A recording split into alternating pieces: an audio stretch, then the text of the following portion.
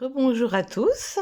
Alors voilà, en ce dimanche, je voulais faire une petite vidéo bonus, en plus de la vidéo de tout à l'heure. J'ai retrouvé ce jeu dans ma collection. Ça fait longtemps que j'y ai pas joué. Et donc il est assez ancien. Et je le trouve vraiment très joli. J'adore cet univers.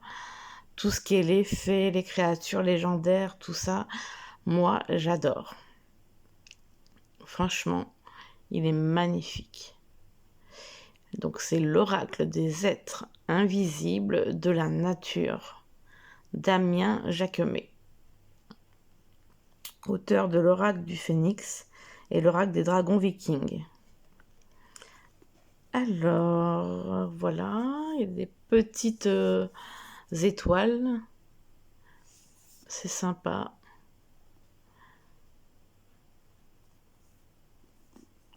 Alors, qu'est-ce qu'on nous dit au dos? Fées, nains, faune, licorne, nymphes, partagez, excusez-moi, je me suis trompée. Partez à la découverte du monde fascinant des êtres invisibles. Ce superbe oracle de 33 cartes présente les êtres de la nature, leurs particularités, leur rôle ainsi que leur influence sur notre vie. Chacune des cartes, superbement illustrées, délivre un message et une guidance pour adoucir votre quotidien. Le livre explicatif propose différentes méthodes de tirage. Découvrez l'enseignement de ces merveilleuses créatures et écoutez leurs réponses bienveillantes à vos interrogations. Donc 33 cartes, comme on disait, 168 pages. Il est aux éditions Médicis Trédaniel et il est au prix de 26 €. J'aime beaucoup cet univers.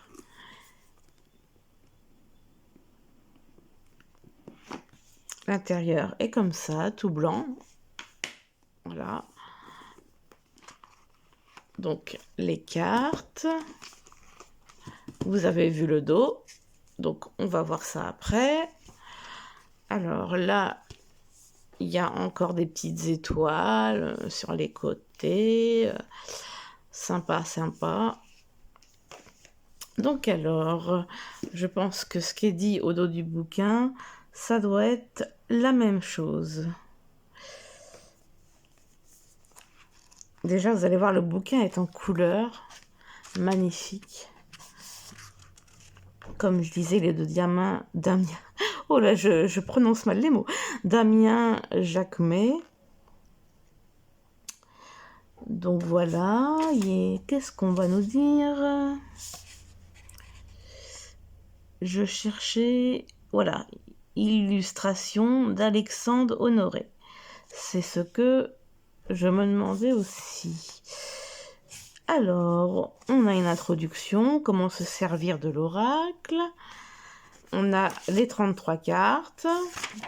L'introduction est petite, je vais vous la lire. Des êtres de la nature nous entourent et sont présents tout autour de nous. Il nous suffit de garder un peu de curiosité et de nous laisser guider pour nous ouvrir à leur univers et découvrir leur savoir ancestral. Nous pouvons créer un lien unique avec chaque être de la nature et apprendre d'eux. Partez à la découverte de leur monde qui est fascinant et sans limite. Laissez-vous séduire par leur magie et leur humour. Au travers de cet oracle, ils nous apportent une nouvelle compréhension de leur vie et de leur rôle ainsi que leur impact dans nos vies et dans le monde. Alors déjà, je sais pas, ouais, ça se voit pas à la caméra, mais en fait les pages sont beiges, un peu tachetées, un petit peu légèrement marron. Les cartes sont vraiment magnifiques. Enfin, les cartes, je me trompe. Les pages, on ne voit pas tellement avec la clarté de ma caméra, mais les pages sont magnifiques, je trouve. Alors, comment se servir de cet oracle? Chacune des cartes est unique, tant par son message que par son dessin. Elles vous accompagneront soit de manière quotidienne afin d'avoir un message ou un conseil pour votre journée lorsque vous aurez besoin d'aide sur une question très précise. Tirage d'une carte, première étape, formulez votre question en pensée ou à haute voix. Optez pour la façon la plus agréable pour vous. Deuxième étape, battez les cartes, puis étalez-les face à vous et tirez-en une, la première qui vient à vous. Troisième étape, retournez la carte, lisez le titre et l'explication complémentaire au besoin dans le livret. Voilà. Après, il y a tirage avec cartes multiples. Répétez les étapes 1 et 2 à 3 reprises pour tirer 3 cartes. D'accord. Mettez la première à gauche, la suivante au centre et la troisième à droite. La lecture se fera de gauche à droite. La carte de gauche concernera un passé proche en rapport à votre question, celle du centre, l'état actuel de la situation, et celle de droite, son issue.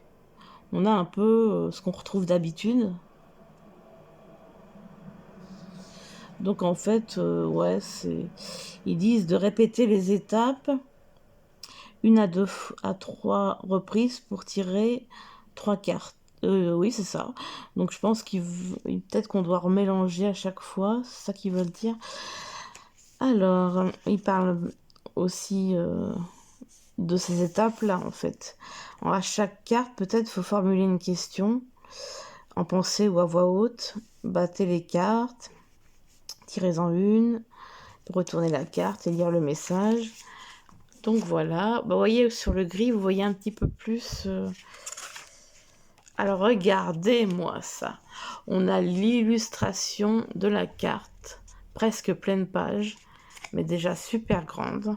Le nom de la carte, son numéro, un texte sur la carte et après on a le message divinatoire. Et le papier est acheté, je pense que vous le voyez un peu. Si je rapproche, il est vraiment beau le papier. Hein. Vraiment, ouais. Franchement, ce jeu est magnifique. Magnifique. J'adore. J'adore.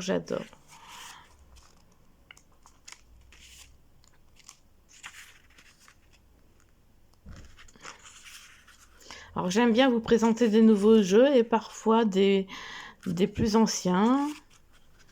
Donc qu'on peut ne pas avoir, que certaines personnes pourraient ne pas avoir et aussi et pourraient l'avoir aussi et puis mettre un petit commentaire pour me dire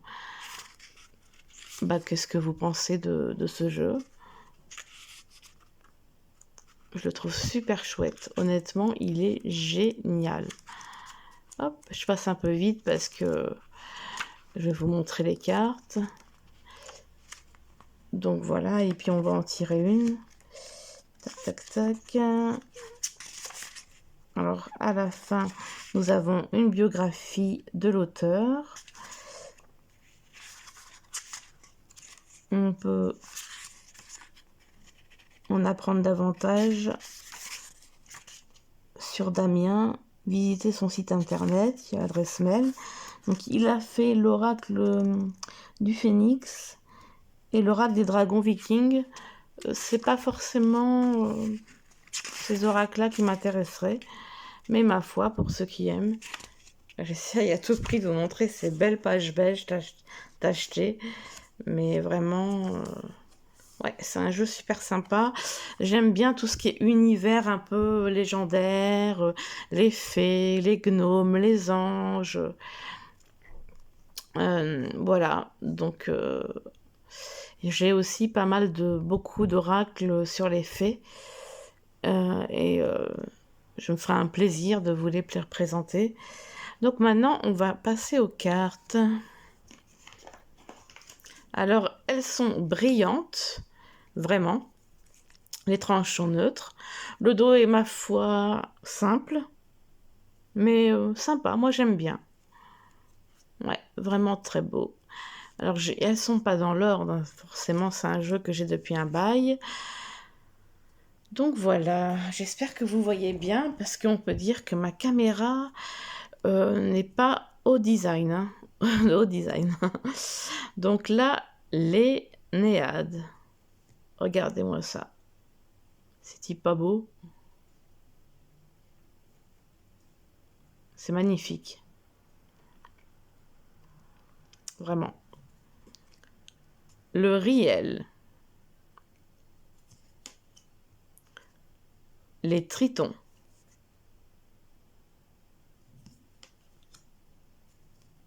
Les trolls. Les sirènes. Un peu effrayante quand même. Ah, celle-là j'aime bien. La dame blanche.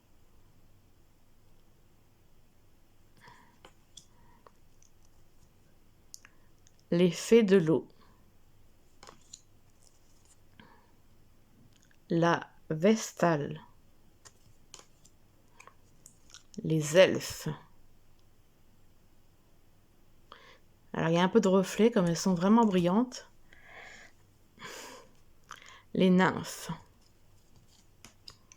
Les fées des fleurs. Vraiment très belle celle-là. Les dévas. Les épigées. Ah, j'aime bien celle-là. Les lutins, avec des représentations de livres derrière. Ah, c'est trop beau. J'adore, ça fait un peu mystique.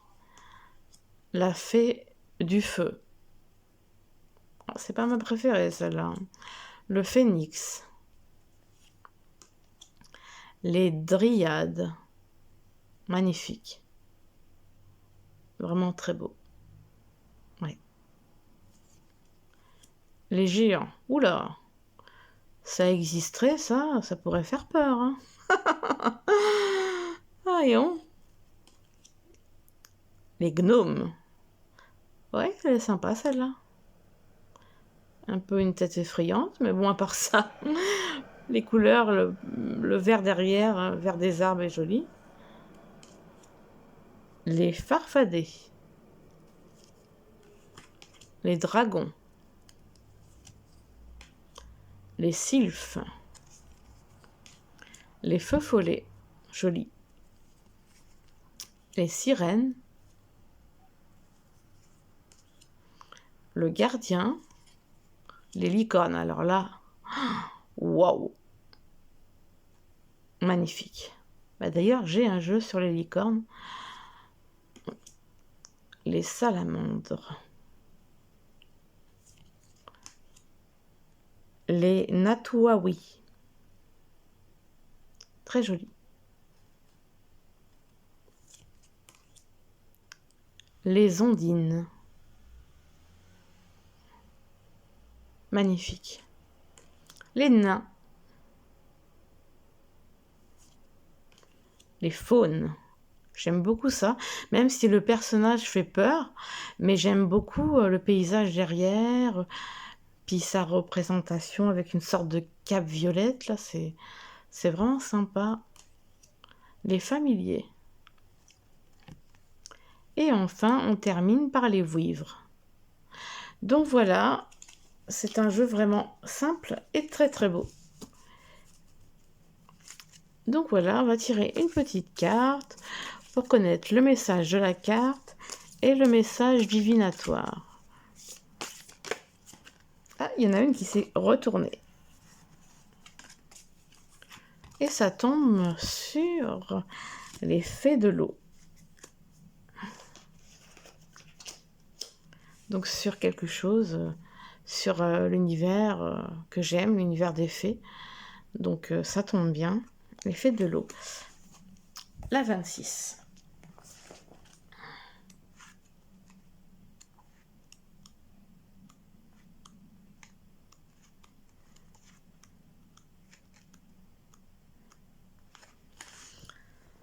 Alors, bon déjà comme vous le savez, comme je vous ai montré tout à l'heure, il y a la représentation de la carte, voilà, en grand, vraiment magnifique.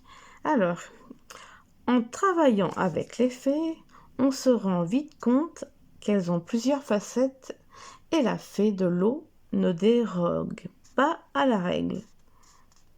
Ou déroge, je vais peut-être écorcher le nom. À peine je me mets à penser à elle qu'elle arrive avec une énergie incroyable, virevoltant de pièce en pièce. Je l'entends mais ne l'aperçois plus, comme si elle visitait mon chez-moi. Elle revient quelques minutes plus tard et se pose sur l'angle de mon bureau. Elle mesure environ 10 à 15 cm, est vêtue d'une jolie robe bleutée, toute coiffée comme si elle sortait de chez le coiffeur. Elle ne dit rien et reste juste là, souriante, à balancer ses pieds comme le ferait un enfant en attente. Je lui demande pourquoi elle ne parle plus. Elle me dit s'amuser à me voir consigner ses faits et gestes. Elle ajoute qu'elle ne savait plus si elle devait venir car j'hésitais à la mettre dans mon oracle. Mais une fois ma décision prise, elle est venue tout de suite afin de commencer à me raconter le quotidien d'une fée de l'eau. Alors, avant que je lui pose la question, elle me dit que oui, elle côtoie les autres élémentaux de l'eau, mais qui ne travaillent pas plus que ça ensemble. Les fées sont autonomes, me dit-elle un peu fièrement. Se mettant debout, elle change de coin et va se mettre sur la petite fontaine que ma femme m'a offerte quelques années auparavant. Je me rends alors compte qu'elle est arrivée près de moi dès que je l'ai allumée. Dès que l'eau est en mouvement, les fées ne sont pas bien loin. J'en prends bien conscience maintenant, pas besoin de leur demander. Elle aime venir jouer et activer l'eau qui est autour de nous, mais pas seulement. Elle désire me montrer que le mot activer est plus important que je pense. Elle me demande de me lever et de toucher l'eau, ce que je fis. Je pose donc le bout de mon nez au contact de l'eau et je ressens instantanément comme une étincelle et de l'eau chaude. Je suis surpris, très surpris, car l'eau qui est dedans est froide. Elle m'explique alors le travail qu'elle a fait sur l'eau. En faisant tourner cette eau dans la fontaine, elle a nettoyé l'énergie de mon bureau et la chaleur que j'avais ressentie était justement l'échange d'énergie. Elle m'indique aussi qu'elles sont de bonnes guérisseuses. Elles aiment nous venir en aide afin de soulager nos maux. Elles accompagnent aussi les personnes en phase terminale afin de leur apporter le sourire et l'énergie nécessaires pour s'ouvrir et lever leur peur. De nombreux malades avouent ne plus avoir peur de la mort quelques instants avant. Les fées de l'eau ne sont pas étrangères à cette réaction. Le travail des fées de l'eau est aussi dans la nature. Ce sont elles qui au petit matin réveillent la nature avec la rosée par exemple. Les fées ne font pas que travailler, elles passent également beaucoup de temps à jouer. Elles se font des taquineries sur les plantes d'eau ou d'étang. Elles affectionnent les nénuphars où elles se reposent et peuvent profiter des grenouilles et libellules avec lesquelles elles ont des relations amicales très proches. Ce que je garde de la fée de l'eau est son énergie vive et pleine de fraîcheur. Elle nous transmet beaucoup. Elle arrive à nous amener la détente et ainsi accéder à des guérisons via l'humour et le jeu. Et enfin, le message divinatoire. Vous avez encore bien plus de force que vous ne l'imaginez. Vous sortez de n'importe quelle situation, même les plus difficiles, avec le sourire. Sans vous en rendre compte, vous êtes un moteur pour beaucoup de personnes dans votre entourage. Vous avez compris que la vie doit être vécue dans cette énergie. Votre présence et votre joie de vivre émanent de vous. Alors, il y a quand même beaucoup d'explications sur la carte. Et les messages divinatoires sont un peu plus courts. Après, en fonction de certaines cartes, c'est peut-être légèrement plus long. Léger. Je sais pas ce que vous en pensez. Moi, je le trouve vraiment magnifique. Vraiment. Il est super. Ah, c'est l'univers que j'aime. Ah, c'est... Voilà, quoi, les créatures légendaires. J'adore, j'adore. D'ailleurs, il y a un jeu qui s'appelle, je crois, les créatures légendaires. Très très beau. Un petit jeu. Et peut-être que me le procurerai un jour. Parce que vraiment, ouais, il est intéressant aussi. Et tout ce style de... Tous ces univers me plaisent énormément, quoi. Franchement, bon, il y a 33 cartes, mais quand même, il fait son effet. Donc voilà, c'était un petit bonus du dimanche. J'ai présenté un deuxième jeu. Je sais pas si vous l'avez. Si vous l'avez pas, vous pouvez me dire si ça vous parle. Moi, je l'adore. Je vous fais de gros bisous. Bisous, bisous.